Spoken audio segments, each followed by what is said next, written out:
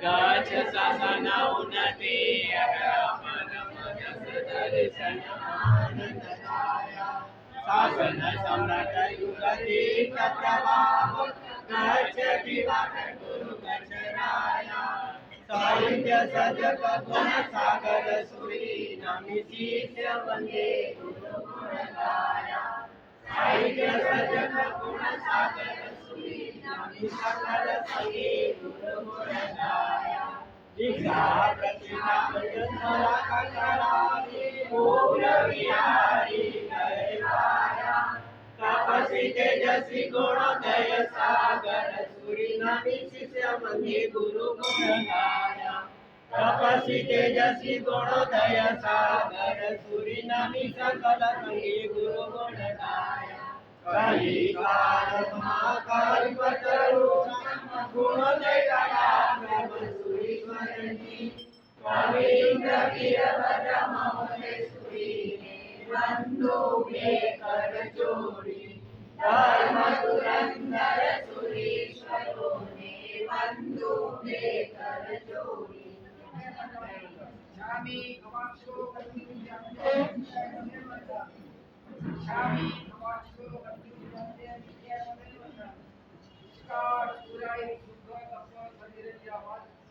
यात्रा निरोध जोड़ी खाना स्वामी शाकारण खलीफरण रुकने आवेंद्र आयु शंगामगिराई जंगीय पत्ते पानी में आते अलावे सलावे उचास समाज अंतर भाग उलिबाताए जंगीय मध्य में पर सुमबायवा वे जान हमने के अंदर संसार में पूरा शाही नमो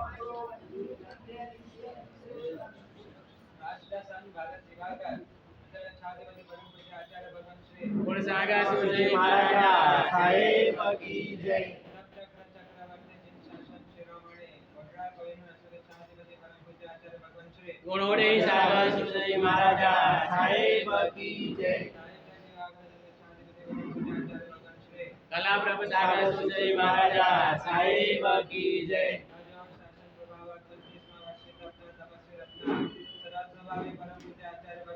कवीन्द्र सागर सूर्य महाराजा साहेब की जय वीरभद्र सागर सूर्य महाराजा साहेब की जय महोदय सागर सूर्य महाराजा साहेब की जय पूज्य गुरुदेव की जय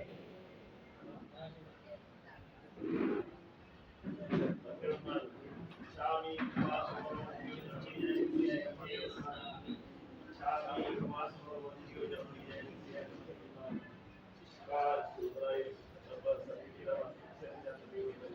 सादा जी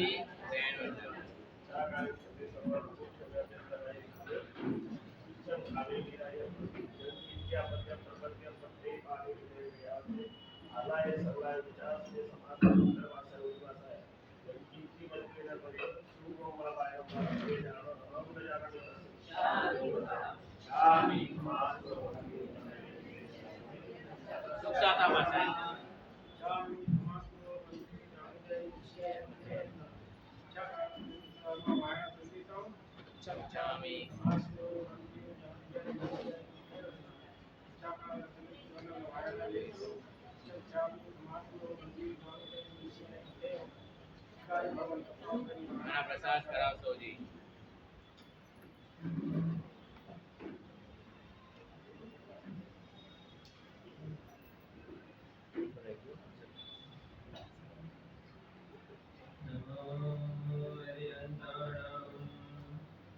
नमो सिद्धाणं नमो आयर्याणं नमो वज्रायाणं नमो लोवे सवसाहुणं तेसो पञ्चनमुखारो सर्वपावपनाशनो મંગલાણં ચ સવ્યેષેં પરમં હોય મંગલમ. ઓમકારબિંદુ સંયુક્તાં નિત્યં ધ્યાયન્તિ યોગિનાં કામદં મોક્ષદં ચૈવ ઓમકારાય નમો નમઃ. મંગલં ભગવાન વીરો મંગલં ગૌતમ પ્રભો મંગલં સ્થૂલભદ્રાદ્યા જૈન ધર્મોસ્વ મંગલમ. અજ્ઞાનાતિમિરન્દાનાં જ્ઞાનાંજનશલાકયા નેત્રमुन्मीलितं येन तस्मै श्रीगुरवे नमः.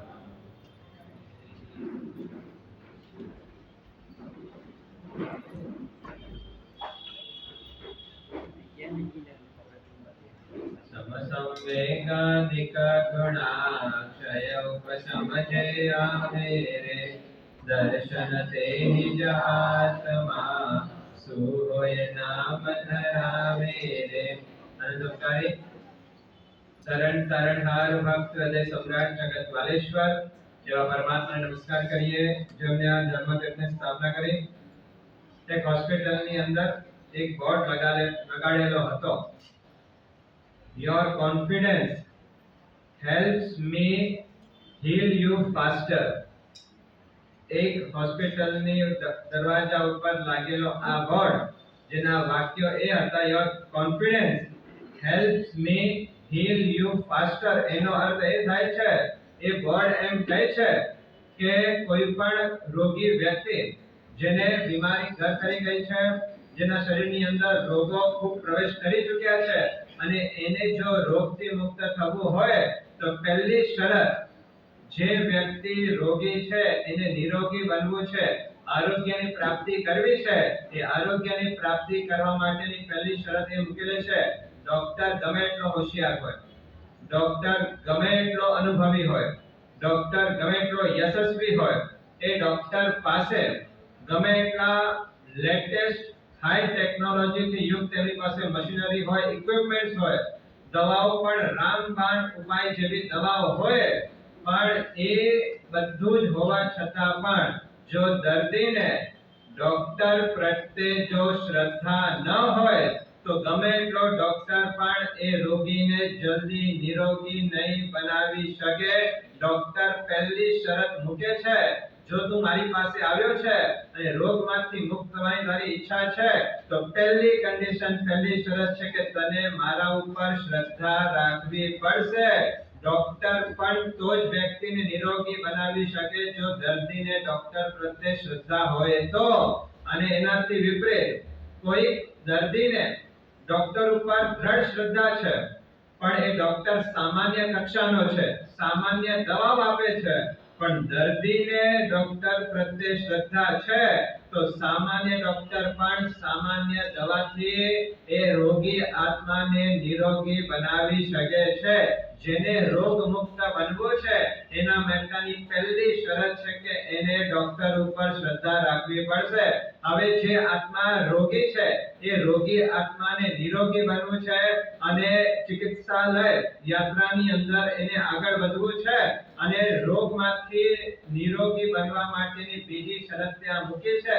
પહેલી છે ડોક્ટર પ્રત્યેની શ્રદ્ધા અને બીજી યાત્રા છે, બીજો સોપાન છે કે એની પાસે યથાર્થ જાણકારી હોવી જોઈએ. કઈ દવાઓ ક્યારે લેવાની છે, કયા સમય ઉપર લેવાની છે, જમ્યા પહેલા લેવાની છે કે જમ્યા પછી લેવાની છે, દૂધ સાથે લેવાની છે કે પાણી સાથે લેવાની છે, જે ઔષધિ છે એ ઔષધનો યથાર્થ જ્ઞાન, ઔષધ સેવનના વિધિનો યથાર્થ જ્ઞાન અને ઔષધ સેવનના સમયનો યથાર્થ જ્ઞાન જો એની પાસે ન હોય, યથાર્થ જાણકારી ન હોય તો પણ એ આત્મા નિરોગી બની શકતો નથી. નિરોગી બનવા માટે બીજો સોપાન બતાડ્યો છે, એની પાસે યથાર્થ જાણકારી હોવી જોઈએ. પહેલો સોપાન ડોક્ટર પ્રત્યેની શ્રદ્ધા, બીજો સોપાન કે યથાર્થ જાણકારી, ત્રીજો સોપાન બતાડ્યો છે કે તમને ડોક્ટર પ્રત્યે શ્રદ્ધા પણ છે, તમારી પાસે દવાઓ લેવાની યથાર્થ જાણકારી પણ છે, પણ જાણકારીને જો અમલ ન થાય, ઇમ્પ્લિમેન્ટ ન થાય તો પણ એ રોગી વ્યક્તિ નિરોગી બની શકતો નથી. માત્ર જાણકારીથી કામ પૂરો થતો નથી. જે જાણકારી છે એને ઇમ્પ્લિમેન્ટ પણ કરવું જોઈએ કે આ દવાઓ મારે લેવાની છે. માત્ર ખબર છે લેવાની છે એટલાથી પૂરતો નથી. એ દવાઓને શરીરની અંદર લેવી પડશે. આ પથ્ય છે, આ અપથ્ય છે, ખ્યાલ છે. આ ખ્યાલની સાથેનો અમલીકરણ એ એ રોગીને નિરોગી બનવા માટેનો ત્રીજો સોપાન બતાડ્યો છે. પહેલો ડોક્ટર પ્રત્યેની શ્રદ્ધા, બીજો યથાર્થ જાણકારી, ત્રીજો અમલીકરણ અને ચોથા નંબરનો સોપાન આપ્યો છે. કદાચ કોઈ વ્યક્તિને શરીરની અંદર ગાંઠ આવી ગઈ છે. હવે જ્યાં સુધી ગાંઠ નહીં નીકળે ત્યાં સુધી વ્યક્તિ નિરોગી બની શકતો નથી. તો ગાંઠ કાઢવા માટે ડોક્ટરને ઓપરેશન કરવું પડે. દવાથી પતાવે, પણ જે રોગ દવાથી પતતો ન હોય એના માટે ઓપરેશન પણ કરવું પડે. તો ચોથો સોપાન છે ઓપરેશન. પહેલા ડોક્ટર પ્રત્યેની શ્રદ્ધા, બીજો યથાર્થ જાણકારી, ત્રીજો યથાર્થ એનો અમલીકરણ અને ચોથા નંબરનો ઓપરેશન.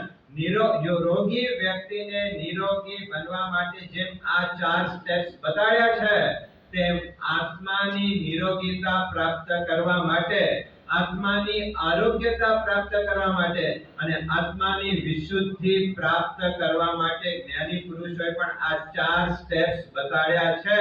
સૌથી પહેલો સ્ટેપ શ્રદ્ધા, એટલે કે પરમાત્મા પ્રત્યે તમારી પાસે અનન્ય શ્રદ્ધા હોવી જોઈએ. શ્રદ્ધા એટલે સમ્યક દર્શન. બીજા નંબરની અંદર યથાર્થ જાણકારી એટલે સમ્યક જ્ઞાન.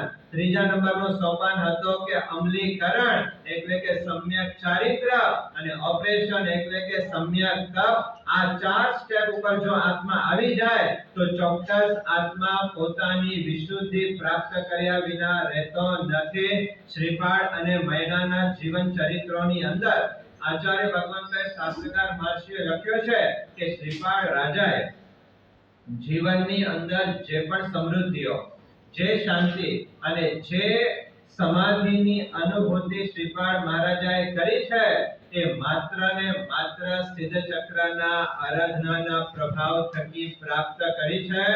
જો એ શ્રીપાદ મહારાજાને ગુરુ ભગવંતનો સંયોગ ન થયો હોત અને ગુરુ ભગવંત દ્વારા જો સિદ્ધ ચક્રની સાધના આપવામાં ન આવી હોત તો ઉંબર રાણો કદાચ કાયમ માટે ઉંબર રાણો રહ્યો હોત. એ ઉંબર રાણાને પણ રાજા બનાવનાર જો કોઈ હોય તો આ સિદ્ધ ચક્રની સાધના છે. સિદ્ધ ચક્રની સાધના જો વ્યવસ્થિત રીતે જીવનમાં કરવામાં આવે, એ સિદ્ધ ચક્રની સાથે જો આપણી આંતર ચેતનાનો જોડાણ થઈ જાય તો આપણી અશુદ્ધ ચેતના વિશુદ્ધ ચેતનામાં પરિવર્તિત થયા વિના રહે નહીં અને ચિત્તની વિશુદ્ધિ એ જ ભવ ચક્રનો અંત આણવા માટેની શ્રેષ્ઠ સાધના બતાડવામાં આવેલી છે. માત્ર બાહ્ય ભૂમિકાએ આપણે સિદ્ધ ચક્રની આરાધના કરી લઈએ, કદાચ આંગિલ પણ કરી લઈએ, ક્રિયાઓ પણ કરી લઈએ, પણ માનસિક ભૂમિકાએ સિદ્ધ ચક્રની સાથે જો આપણો જોડાણ ન થાય, સિદ્ધ ચક્રની સાથે જો આપણો અનુસંધાન પ્રાપ્તિ ન થાય તો જે શ્રીપાદ અને મૈનાએ દિવ્ય અનુભૂતિઓ પ્રાપ્ત કરી એવી દિવ્ય અનુભૂતિઓ આપણે પ્રાપ્ત કરી શકવાના નથી. માત્ર બાહ્ય ભૂમિકાએ પર્યાપ્ત નથી, માનસિક ભૂમિકાનો જોડાણ પણ સિદ્ધ ચક્રની સાથે થવું જોઈએ. સિદ્ધ ચક્રની આરાધનાની અંદર 5 દિવસો આપણા પસાર થઈ ગયા છે ને હવે 4 દિવસો રહ્યા છે. આ અડધા ઉપરની મંજિલ આરાધકોએ કાપી દીધી છે. દેવ તત્વની આરાધના પૂરી થઈ, ગુરુ તત્વની આરાધના પૂરી થઈ. આજથી ધર્મ તત્વની આરાધનાના દિવસો શરૂ થઈ રહ્યા છે. સમ્યક દર્શન, સમ્યક જ્ઞાન, સમ્યક ચારિત્ર, સમ્યક તપ, આ ધર્મ તત્વના 4 મૂળભૂત અંગો બતાડ્યા છે અને આ 4 પદોની આરાધના દ્વારા ધર્મ તત્વની સ્પર્શનાને પામવાના પ્રયાસો કરવાના છે. ધર્મનો પ્રારંભ થાય છે સમ્યક દર્શનથી. જ્યાં સુધી આત્મા સમ્યક દર્શન પ્રાપ્ત કરતો નથી ત્યાં સુધી તાત્વિક દ્રષ્ટિએ એનો ધર્મની અંદર પ્રવેશ થતો નથી. કદાચ બહારથી આરાધના કરતો હોય, બહારથી જપ કરતો હોય, બહારથી તપ કરતો હોય, બહારથી સહન કરતો હોય, બધું જ કરતો હોય, પણ સમ્યક દર્શન નથી તો ધર્મનો પ્રારંભ એ આત્માનો થતો નથી. જો આપણા ત્યાં જૈન શાસનની અંદર બે આગવી વિશેષતા છે, એક તત્વત્રય અને બીજી રત્નત્રય. તત્વત્રય એટલે દેવ તત્વ, ગુરુ તત્વ અને ધર્મ તત્વ, અને રત્નત્રય એટલે દર્શન, જ્ઞાન અને ચારિત્ર. સમ્યક દર્શન, સમ્યક જ્ઞાન અને સમ્યક ચારિત્રને રત્નત્રય કહેવામાં આવે છે. આ સમ્યક દર્શન, સમ્યક જ્ઞાન, સમ્યક ચારિત્રને રત્નની ઉપમા આપી છે. જેમ રત્ન કિંમતી હોય, જેમ રત્ન અનમોલ હોય, તેમ સમ્યક દર્શન, સમ્યક જ્ઞાન અને સમ્યક ચારિત્ર પણ અનમોલ છે. તત્વાર્થ સૂત્રનો પહેલો શ્લોક છે. સમ્યક દર્શન, જ્ઞાન, ચારિત્રાણી મોક્ષ માર્ગ. મોક્ષ માર્ગ શું છે? તો સમ્યક દર્શન, સમ્યક જ્ઞાન, સમ્યક ચારિત્ર. આ ત્રણેયનો સમન્વય, એનું નામ છે મોક્ષ માર્ગ.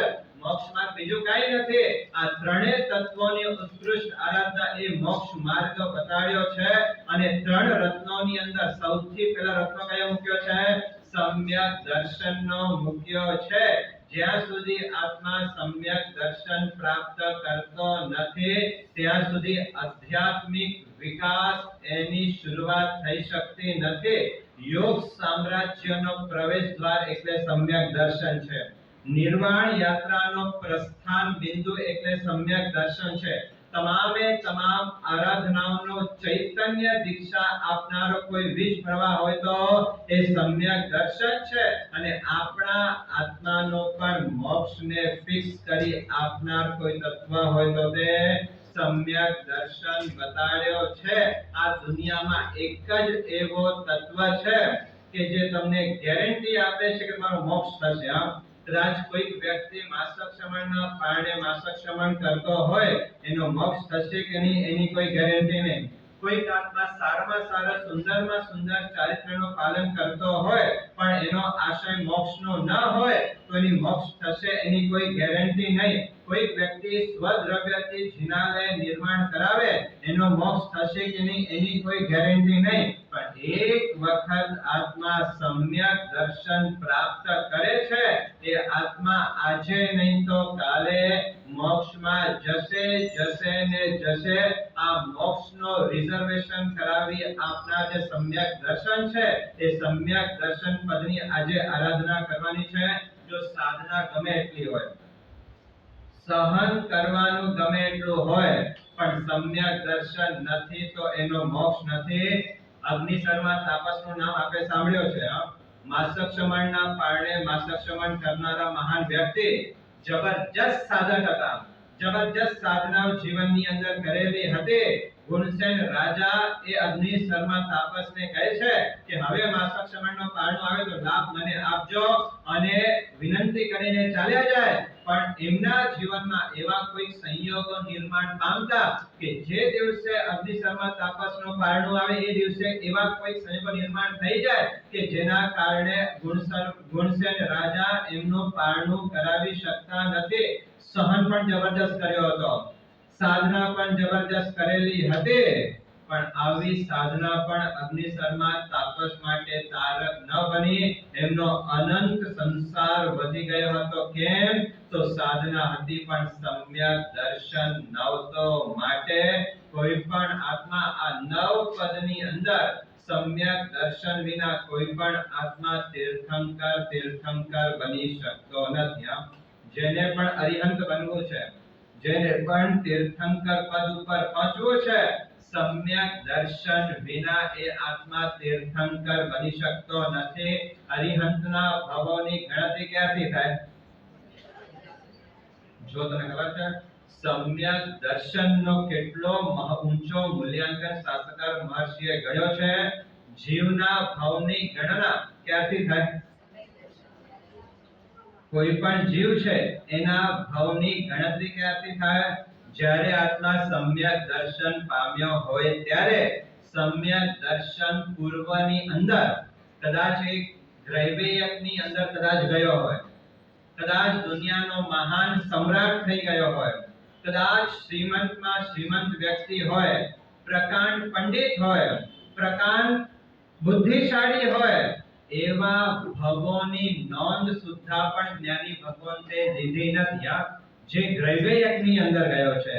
હવે જે વ્યક્તિ અનુત્તર વિમાનથી સૌથી નજીકમાં છે એવા નવ ગ્રૈવયજ્ઞની અંદર ગયેલો વ્યક્તિ પણ જો સમ્યક દર્શન નથી તો એની નોંધ લેવામાં આવતી નથી. કોઈ વ્યક્તિ સમ્રાટ બની ગયો હોય અને જબરજસ્ત દુનિયા ઉપર પોતાની આણ ફેલાવતો હોય તો પણ એવા વ્યક્તિના ભવની નોંધ જ્ઞાની પુરુષો લેતા નથી. પણ એક વખત આત્મા સમ્યક દર્શન પામે અને સમ્યક દર્શન પામ્યા પછી કદાચ સમ્યક દર્શન ભમી પણ નાખે, સમ્યક દર્શન ન પણ હોય અને એવો વ્યક્તિ કદાચ જંગલની અંદર સર્પ થયો હોય તો સર્પના ભવોની પણ નોંધ લેવામાં આવશે. કદાચ એ વ્યક્તિ સમ્યક દર્શન આત્મા મૃત્યુ પામેલા સાતમી નરકની અંદર ગયો હશે તો સાતમી નરકના ભવની પણ નોંધ લેવામાં આવશે. ગ્રૈવયજ્ઞના ભવની નોંધ લેવામાં નહીં આવે પણ સાતમી નરકના ભવની નોંધ લેવામાં આવશે. કારણ કે ગ્રૈવયજ્ઞની અંદર ગયો અને સમ્યક દર્શન નથી અને સમ્યક દર્શનના ભવોની કોઈ વેલ્યુ નથી અને સમ્યક દર્શન પામ્યા પછી કદાચ તિર્યંચ અવતારમાં પણ ગયો, કદાચ કોઈ આત્મા નરકની અંદર પણ ગયો તોય એની નોંધ લેવામાં આવે છે. એના ઉપરથી ખબર પડે કે સમ્યક દર્શનનો કેટલો ઊંચો મૂલ્યાંકન જ્ઞાની પુરુષોએ આંકેલો છે. અરિહંતના ભવોની ગણતરી કરાવી આપનાર કોઈ તત્વ હોય તો સમ્યક દર્શન છે. આપણે કહીએ કે ભગવાન મહાવીર સ્વામીના 27 ભાવ, પછી પાર્શ્વનાથ ભગવાનના 10 ભાવ, આદિનાથ ભગવાનના 13 ભાવ, તો શું એમના સંસાર યાત્રાની અંદર એટલા જ ભાવો કર્યા છે? અનંત કાળમાં અનંતા ભવો કદાચ તીર્થંકરના આત્માએ પણ કર્યા હશે પણ એ ભવોની કોઈ વેલ્યુ નથી. ભગવાન મહાવીરના 27 ભાવ એનો અર્થ એ થયો કે નૈસારના ભાવમાં જ્યારે ભગવાન મહાવીર સ્વામી સમ્યકપણે પામ્યા, એ સમ્યક દર્શન પામ્યાથી લઈને નિર્વાણ થાય એની વચ્ચેના જે ભવો છે એ જ ભવોની ગણતરી થાય છે. એના સિવાયના ભવોની ગણતરી થતી નથી કે અરિહંતના પણ ભવોની ગણતરી કરાવી આપનાર કોઈ તત્વ હોય તો સમ્યક દર્શન છે. અરિહંતને અરિહંત બનાવનાર કોઈ તત્વ હોય તો તે સમ્યક દર્શન છે. સમ્યક દર્શન વિના કોઈ અરિહંત બની શકતા નથી. સમ્યક દર્શન વિના કોઈ આત્મા સિદ્ધત્વની પ્રાપ્તિ કરી શકતા નથી. જેને સિદ્ધલોકની અંદર જવું હોય, જેને સિદ્ધ ભગવંત બનવું હોય એને સમ્યક દર્શન વિના ચાલવાનું નથી. આપણે આ શાસ્ત્રનો શ્લોક આવે છે કે દંસન ભઠ્ઠો દંસન ભઠ્ઠસ નથી નિવાણમ ચરણ રહિયા સિજંતિ. દંસન રહિયા ન સિજંતિ ત્યાં લખેલો છે કે કદાચ કોઈ આત્મા કદાચ ચારિત્ર નથી લેતો તો ન લેનારો ચારિત્ર પણ કદાચ આત્મા સિજંતિ કે સિદ્ધલોકને પ્રાપ્ત કરી શકે છે. પણ દર્શન જેની પાસે નથી એ આત્મા ક્યારે પણ સિદ્ધલોકની અંદર જઈ શકતો નથી. ચારિત્ર વિના હજી એક વખત ચાલ્યો જાય પણ સમ્યક દર્શન વિના ન ચાલે. જેને સિદ્ધલોકની અંદર જવું છે સમ્યક દર્શન એને પ્રાપ્ત કરવો જ પડશે. એનો અર્થ એ થયો કે સમ્યક દર્શન વિના કોઈ આત્મા આર્યન બની શકતો નથી. સમ્યક દર્શન વિના કોઈ આત્મા સિદ્ધ બની શકતો નથી. આચાર્ય ઉપાધ્યાય સાધુ તરીકે સ્વીકાર કરનાર કોઈ સ્વીકાર આપનાર જો કોઈ તત્વ હોય તો સમ્યક દર્શન છે. આગળના પાંચે પદોનો આધાર જો કોઈ હોય તો સમ્યક દર્શન છે. મોક્ષ તો જ થશે જો સમ્યક દર્શન હશે તો. અને એ અપેક્ષાએ વિચાર કરીએ તો 9 પદની અંદર સૌથી મહત્વમાં મહત્વનો કોઈ પદ હોય, સૌથી અગ્રામાં અગ્રો કોઈ પદ હોય તો તે સમ્યક દર્શનને બતાડ્યો છે. સમ્યક દર્શન વિનાના જ્ઞાનની કોઈ કિંમત નહીં. સમ્યક દર્શન વિનાના ચારિત્રને કાય ક્લેશ કહેવામાં આવ્યો છે અને સમ્યક દર્શન વિનાના તપને તાપની ઉપમા આપવામાં આવેલી છે. આ ત્રણેય તત્વો તો જ સફળ થાય જો સમ્યક દર્શન હોય તો. અને આવું સમ્યક દર્શન આપણામાં છે કે નહીં ખબર કેવી રીતે પડે? જે સમ્યક દર્શનનો આટલો મહિમા ગાવામાં આવ્યો છે, જે સમ્યક દર્શનના કોઈ આત્મા મોક્ષમાં જતો નથી, અનંત કાળનો ઇતિહાસ આપણે તપાસીએ તો હજી ચારિત્ર વિના કોઈ આત્મા મોક્ષમાં ગયો હોય એવો એક્ઝામ્પલ્સ મળશે, પણ સમ્યક દર્શન વિના કોઈ આત્મા મોક્ષમાં ગયો હોય એવો એક પણ એક્ઝામ્પલ આપણને જોવા માટે મળતો નથી. આટલો મહત્વ જે સમ્યક દર્શનને આપવામાં આવેલો છે, તે સમ્યક દર્શન એટલે શું? સમ્યક દર્શન કોને કહેવાય? સમ્યક દર્શનના લક્ષણ શું છે? સમ્યક દર્શનનો અર્થ કોને ખબર છે? હજી કેટલા? બે શબ્દો છે ને, સમ્યક અને દર્શન. સમ્યક શબ્દનો અર્થ શું થાય? સાચું. સાચું. સમ્યક એટલે સારું. સમ્યક શબ્દનો અર્થ થાય સાચો, અને સમ્યક શબ્દનો અર્થ થાય સારું, અને દર્શન એટલે જોવું. સાચું જોવું, સારું જોવું, એનું નામ છે સમ્યક દર્શન. તો કોને જોવાનું છે? કોના દર્શન કરવાના છે? તો જાતનો અને જગતનું સાચું દર્શન, દેહનું અને આત્માનું સાચું દર્શન જેને કરતા આવડે એ સંકિત દ્રષ્ટિવંત આત્મા બતાડવામાં આવેલો છે. અને એક વખત આત્મા સમ્યક દર્શન પામે, એ ગમે એવો પાપી હોય, ગમે એટલો વિરાજક હોય, પણ સમ્યક દર્શન પામે એટલે એનો મોક્ષ પાકો થવાનો છે. તમે ગોશાળાને જોઈ ગયો, જેને પોતાના જીવનની અંદર ભગવાન મહાવીર અને ગોશાળા જ્યારે ભેગા થયા એના પૂર્વનો કાળ પણ તમે જોઈ લો તો ગોશાળાના જીવનમાં વિરાધના સિવાય કશું જ નથી. એને વિરાધના જ કરેલી છે. અને જ્યારે ભગવાન મહાવીર સાથે એનો ભેટો થયો, એ મહાવીરના ભવની સાથે જ્યારે ગૌશાળા પણ આવ્યો, ત્યારે ગોશાળા પણ ભયંકર આસાધના પરમાત્માની કરેલી છે. તીર્થંકરની હત્યા થઈ જાય એવા પ્રયાસો પણ ગોશાળાએ પોતાના જીવનની અંદર કર્યા છે. પણ એવા ગોશાળાનો પણ મોક્ષ થશે ને? ગમે એવો પાપી છે, ગમે એટલો તીર્થંકરની આસાધના કરનારો છે, પણ એવા ગોશાળાનો પણ મોક્ષ થશે, કારણ કે સમ્યક દર્શનને પ્રાપ્ત કરેલો છે.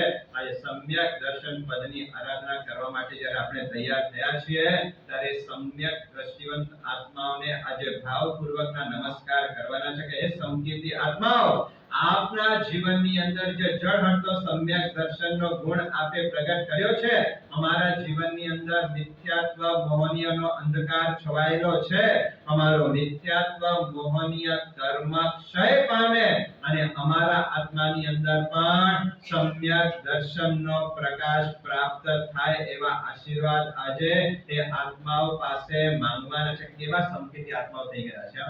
સુલસા શ્રાવિકાને યાદ કરજો.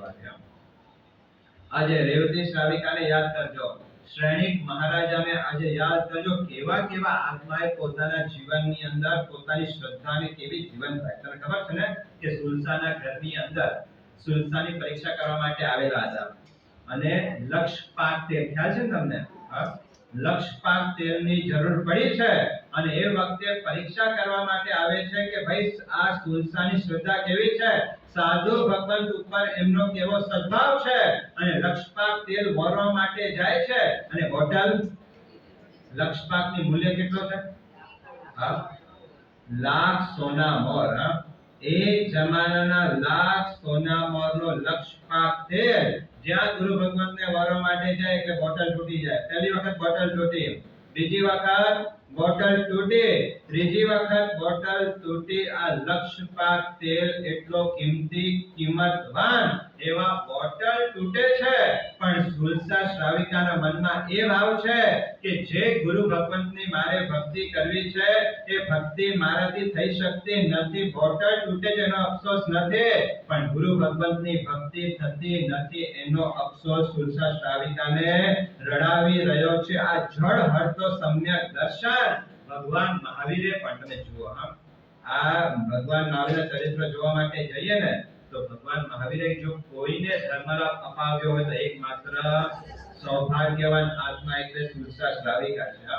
બીજા કોઈને મહાવીરે ધર્મલાભ નથી મોકલાવ્યા, કોઈને પોતાનો મેસેજ નથી આપ્યો, પણ સુલસા શ્રાવિકા એક પુણ્યાત્મા છે કે તીર્થંકર જેવા તીર્થંકર પણ એમને યાદ કરીને ધર્મલાભ શબ્દ અપાવતા હોય, ધર્મ લાભ આપતા હોય, આવો ઉત્કૃષ્ટ પુણ્ય એકમાત્ર સુલસા શ્રાવિકાનો છે. અંબરને પણ વિચાર થયો કે હું રાજગૃહમાં જાઉં છું, આટલા બધા શ્રાવક શ્રાવિકાઓ છે, કોઈને ધર્મલાભ નહીં, અને માત્ર સુલસાને ધર્મલાભ શા માટે? તો એમને સમાચાર નથી આપવા. પરીક્ષા તો કરવી જોઈએ.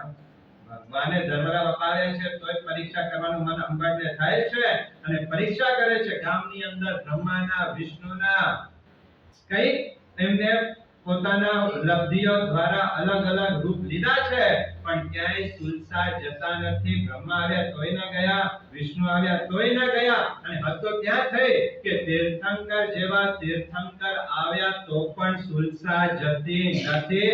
એની સતી કઈ બધું બ્રહ્મા નથી માનતી, વિષ્ણુ કમસે કમ તીર્થંકરને તો માને છે ને. આજે તીર્થંકર તું જતી કેમ નથી? ને એ વખતે સુલસાનો જવાબ હતો કે તીર્થંકર રાજદ્રોહીમાં આવે અને મારા હૃદયના તાર જણજણે નહીં, એ શક્ય જ ન બને.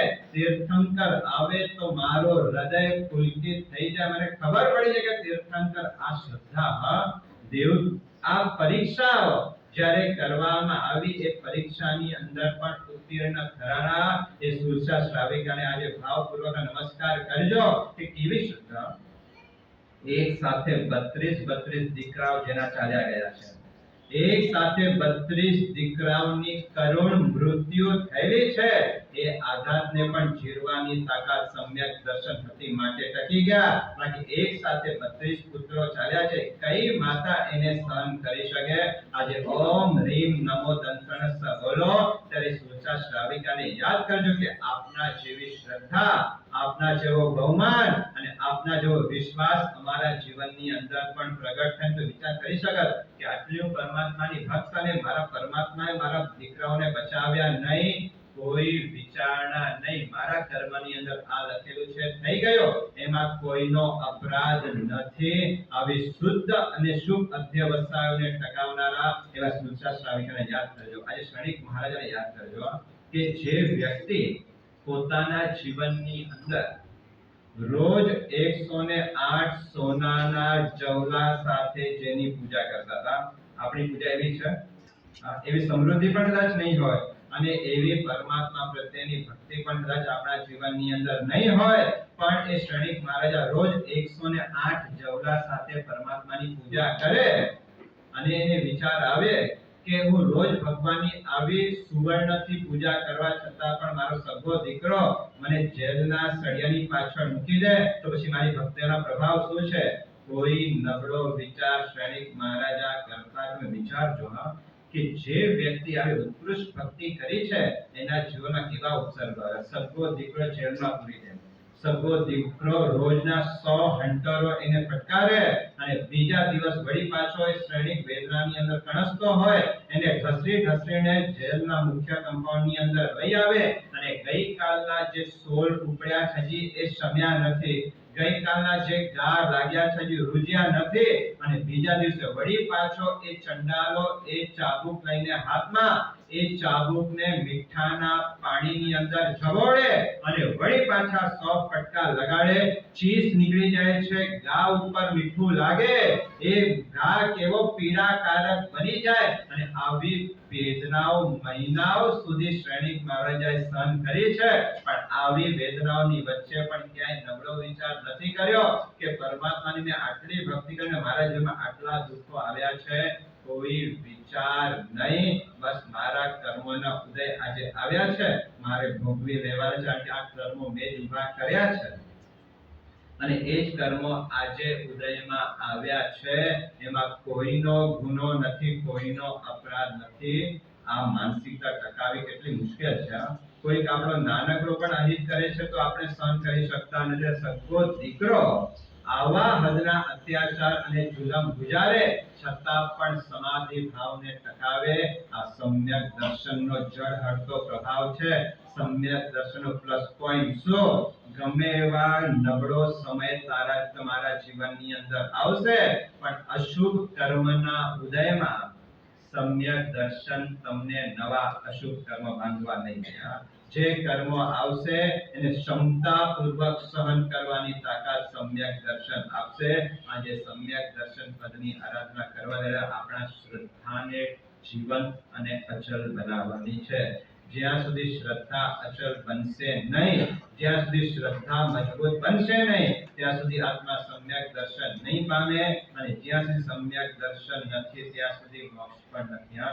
એક સામાન્ય બીમારીને પણ દૂર કરવા માટે જો ડોક્ટર પ્રત્યે સદ્ભાવ અને શ્રદ્ધા રાખવી પડતી હોય તો અનાદિ કાળથી જે આત્મા ઉપર રોગ લાગેલા છે એને દૂર કરવા માટે શ્રદ્ધા વિના ચાલી શકશે? એક નાનો રોગ પણ શ્રદ્ધા વિના જો ડોક્ટર પણ દૂર કરી શકતો નથી તો અનાદિ કાળના રોગ જે આત્મા ઉપર લાગેલા છે એ શ્રદ્ધા વિના ક્યારે દૂર થઈ શકતા નથી. તમને ખબર છે ને સમ્યક દર્શનનું મહત્વ?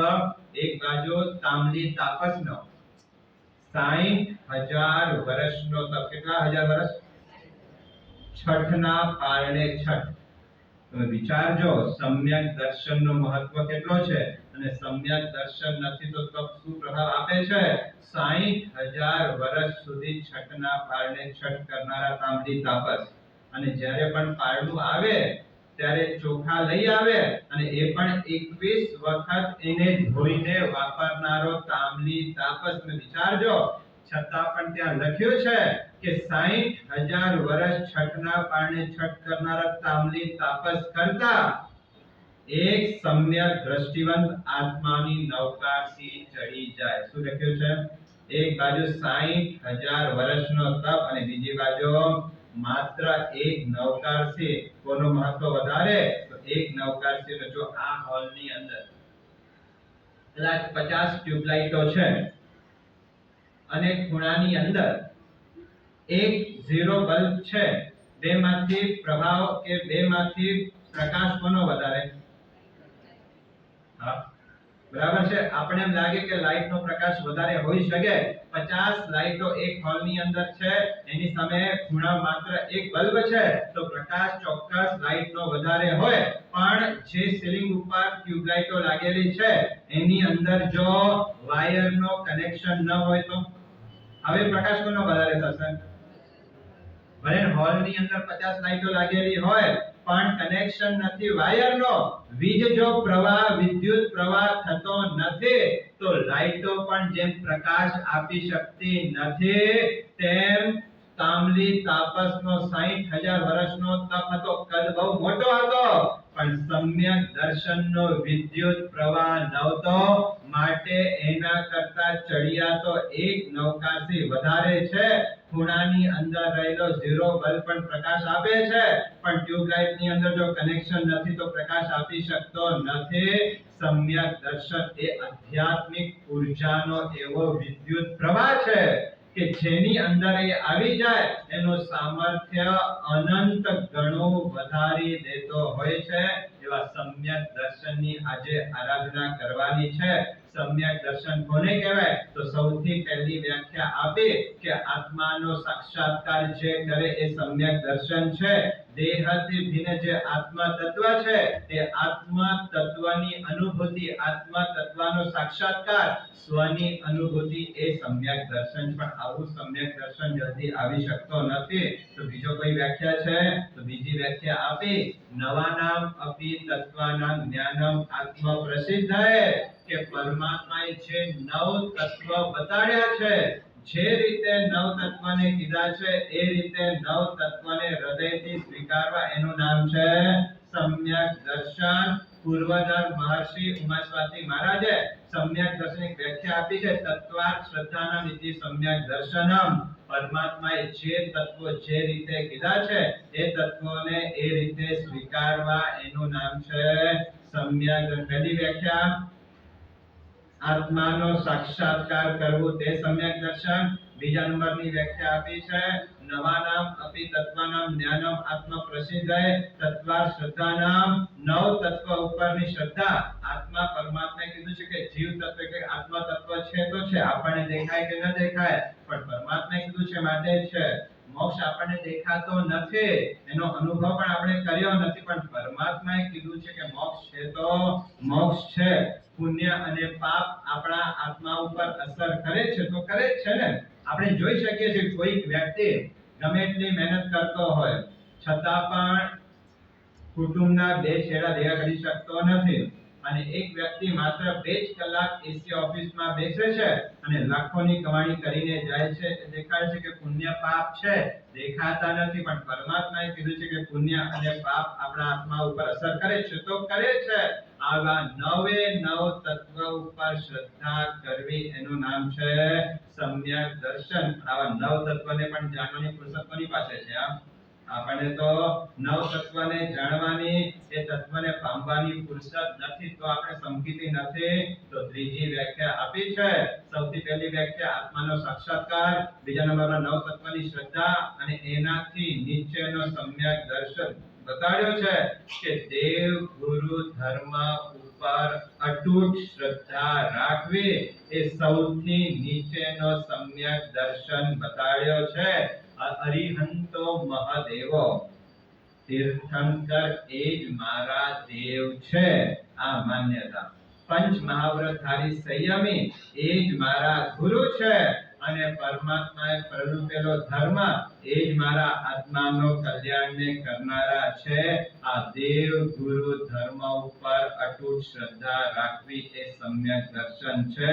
અને જેના આ ત્રણમાંથી એક પણ વ્યાખ્યા જેના પાસે નથી એ બધા જ આત્માઓ મિથ્યાત્વના અખાડાની અંદર પડેલા છે. આપણે ક્યાં છીએ? આપણે પોતે એનાલિસિસ કરવાનો છે. આપણામાં આ ત્રણમાંથી જો એક શ્રદ્ધા નથી તો આપણે મિથ્યાત્વી છીએ, અને ત્રણમાંથી એક શ્રદ્ધા પણ જો છે તો આપણે સમજીતી છીએ. અને જો નીચેનો સમ્યક એટલે કે દેવગુરુ ધર્મ ઉપર શ્રદ્ધા હોય તો હવે આગળ વધારીને નવ તત્વને મારે પ્રાપ્ત કરવાના છે, એને જાણવાના છે, એ ભૂમિકા ઉપર પહોંચવાનું છે. અને એ ભૂમિકા હોય તો સૌથી ટોપ મોસ્ટ લેવલની ભૂમિકા, હવે મારે આત્માનો સાક્ષાત્કાર કરવા માટેની સાધનાઓ મારે લાગી જવાનો છે. જ્યાં સુધી આ ત્રણ શ્રદ્ધામાંથી એક શ્રદ્ધા પ્રદીપ્ત નહીં થાય ત્યાં સુધી આપણો આત્મા હજી મિથ્યાત્વમાં પડેલો હશે, અને મિથ્યાત્વી આત્મા ક્યારે પણ મોક્ષ ગતિને પ્રાપ્ત કરી શકતો નથી. તો જળ હરતું સમ્યક દર્શન આજના દિવસે મારે પ્રાપ્ત કરવાનો સંકલ્પ કરવાનો છે. ખબર છે, આ એક ચંદ્રકાંત મણિ આવે છે. એ ચંદ્રકાંત મણિનો પ્રભાવ કોઈને ખબર છે?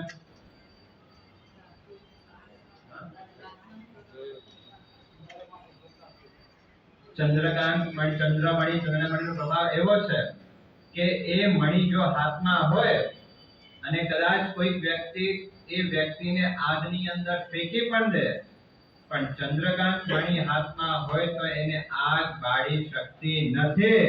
તેમ સમકીતી આત્મા કદાચ નરકની અંદર કદાચ કર્મવશાત ચાલ્યો ગયો હોય અને ત્યાં નરકની ભયંકર વેદનાઓ એને સહન કરવાની આવે, પણ સમ્યક દર્શન હોવાના કારણે જે રીતે મિથ્યાત્વી આત્મા નરકની અંદર એ વેદનાના કારણે આર્ત ધ્યાન યા રૌદ્ર ધ્યાન કરે છે, પણ સમકીતી આત્મા સમ્યક દર્શન હોવાના કારણે વેદનાઓની વચ્ચે પણ પોતાના આત્માની સમાધિને ટકાવી શકે છે. એને આર્ત ધ્યાન કે રૌદ્ર ધ્યાન એને બાળી શકતા નથી. આવો જળહળતો સમ્યક દર્શનની પ્રાપ્તિ આપણા જીવનની અંદર પણ થાય. આપણું લક્ષ્ય મોક્ષનો પછી હોવો જોઈએ. પહેલો લક્ષ્ય સમ્યક દર્શનનો હોવો જોઈએ.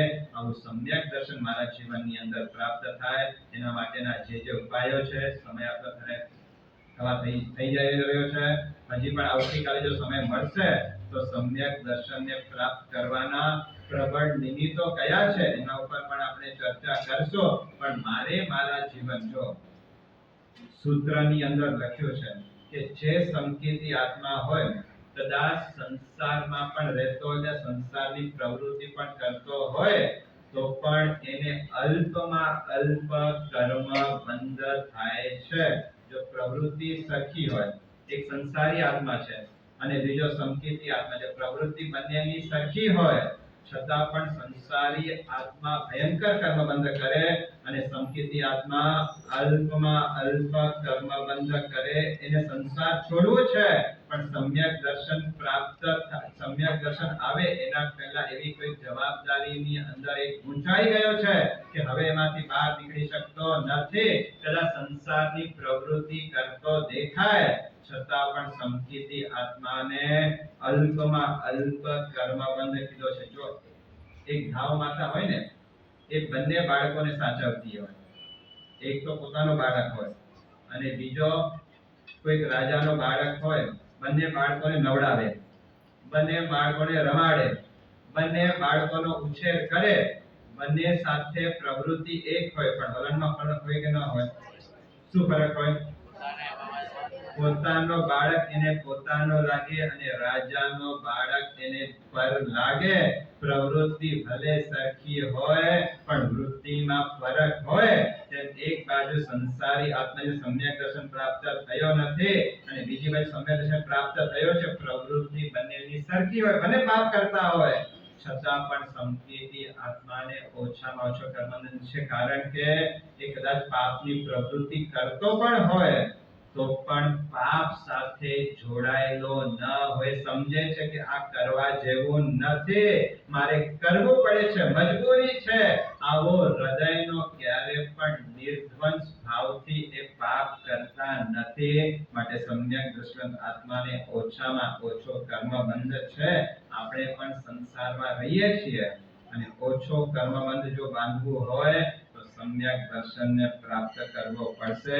આવો જોડ હતો સમ્યક દર્શન મારા આત્માને પ્રાપ્ત થાય. એ જ મંગલ શુભ ભાવના સાથે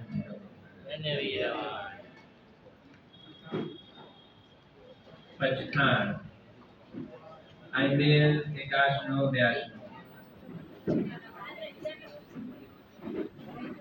Serioge Navkarthayam Pavashit Atvarti Vachkai Kavyam Tiyamatmakam Naimam Arnathanam Vaganam Sahasaganam Pachan Kalan Disavan Sahuvenam Anjanikasham Chekasham Vyasham Vachkai Divyam Tiyamatmakam Naimam Leva Levanam Tiyatasasam Sakari Aganam Guru Akhan Paitanam Matar Panasaneva Baulenva Sasasaneva Desavagasiya Muva Bhagam Pariva Vachkai Arnathanam Vaganam Sahasavanam Samasmeva Teganam Bhavashira सुनती न है नमो